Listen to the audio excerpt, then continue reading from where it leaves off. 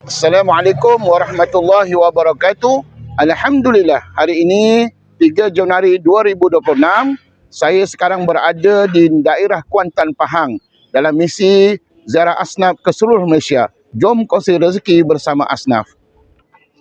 Ini adalah lori Pertubuhan Kebajikan Batu Asan Kuala Lumpur yang membawa sebanyak 200 pek makanan asas untuk diserahkan kepada golongan asnaf yang terdiri daripada pengawal keselamatan sekolah, pekerja pembersihan dan tukang kebun. Terima kasih kami yang tidak terhingga kepada semua pihak yang membantu. Semoga anda semua dimurahkan rezeki dan dipermudahkan segala urusan oleh Allah Subhanahu Wa Taala. Wabillahi taufiq wal hidayah. Wassalamualaikum warahmatullahi wabarakatuh.